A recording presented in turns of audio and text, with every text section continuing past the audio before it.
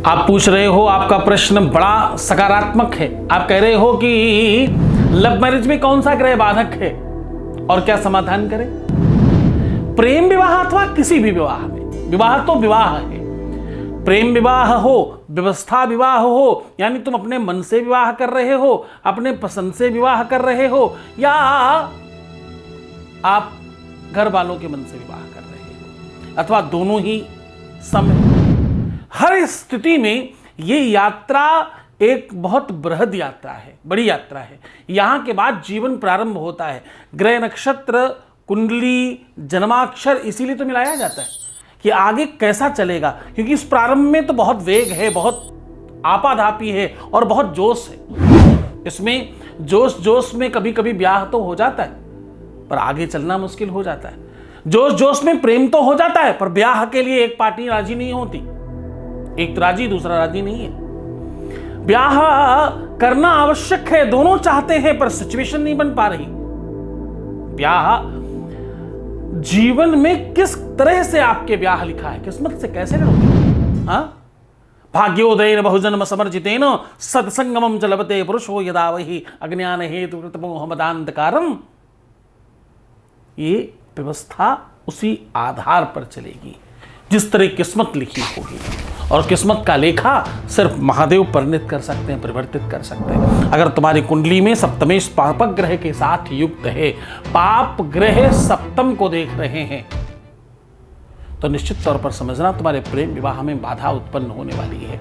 तुम्हारा रूप लावण्य गिर रहा है, तुम्हारे मुख से दुर्गंधी आ रही है, तुम्हारे बदन से दुर्गंधी आ रही है, तुम्हारी दिनचर्या बिगड़ रही है, तुम्हारे बाल झड़ रहे हैं, तुम्हारे दांतों में दर्द हो रहा है, तुम्हारी बातें खराब हो रही हैं, लोग तुमसे रूठने लगे हैं, तुमसे नाराज होने लगे हैं, तुम्हारी बुराई होने लगी है, तुम्हारा अपयश होने लगा है, चारों तरफ चीजें बर्बाद होने लगी है। ये सब लक्षण है तुम्हारे ब्याह में बाधक होने के, चाहे वो प्रेम विवाह हो चाहे व्यवस्था विवाह हो, दोनों में ये बाधा उत्पन्न करने वाली लक्षण है।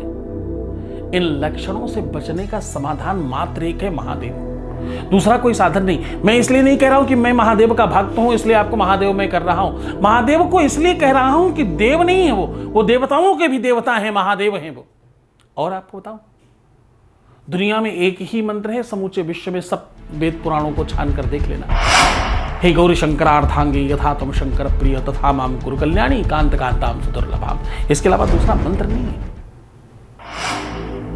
इसके अलावा दूसरा कोई साधन नहीं बताया वेदों में। इसलिए तुम्हें कह रहा हूं महादेव की शरण में तुम्हें जाना पड़ेगा, और सॉल्यूशन बहुत सरलता में तुम्हें समझा रहा हूं, यह आपको समझ में आ जाएगा। आपको करना कुछ काम खास नहीं है, आपको केवल देसी घी में 27 लौंग, रात्रि में एक एक लौंग बिल्कुल हल्का गुनगुने देसी घी को गुनगुना करके गीला कर लें, बिल्कुल लिक्विड बना लें, और एक एक लौंग उसमें इतना गुनगुना हो कि जब आप डालें तो थोड़ा सा लौंग को तपस लगे। एक एक लौंग ओम गौरी शंकराय नमः कह के एक कटोरी में जो घी रखा है तुमने गरम, उसमें डालते जाए। 27 लौंग डालनी है, और इस कटोरी को महादेव के पास समर्पित कर दें। प्रातः उठ के एक एक लौंग को आप कलावे में बांधिए और बना बना करके उसको छोटा सा सुंदर सा माला बना लीजिए। इस बने हुए माले को महादेव को समर्पित करें और ऊपर से उसी घी से अभिषेक करें ओम नमः शिवाय कहते हुए। और आपको संभव हो सके तो आप एक रुद्राष्टाध्यायी का पाठ करवा लें। आपसे संभव हो ना हो सके, आपको लगता हो कि आचार्य को बुलाना हमारे लिए बहुत मुश्किल है, तो नागेंद्र हाराय त्रिलोचनाय ये पंचाक्षरी स्तोत्र का पाठ कर लें। पंचाक्षरी स्तोत्र का पाठ करते हुए जलाभिषेक करें, आपको तत्काल इसका लाभ मिलेगा। आ रहे सारे अवरोध आप देखेंगे धीरे धीरे धीरे धीरे छट गए। बिल्कुल ऐसा लगेगा सूर्य उगा और रात्रि ही व्यतीत हो गई, अंधेरा छट गया, सुहावना प्रभात हो गया है। हाँ, ये मन से किया जाए तो तत्काल लाभ देता है, ये मन से किया जाए तो त्वरित बेनिफिट मिलता है इसका। महादेव तुम्हारा खूब कल्याण करे, खूब तुम्हारा यश मान सम्मान बढ़े। पर भूल नहीं जाना कि तुमको सबसे पहले खुद का ध्यान रखना है। जब तुम खुद पर कमांड नहीं करोगे तो सब बिगड़ जाएगा।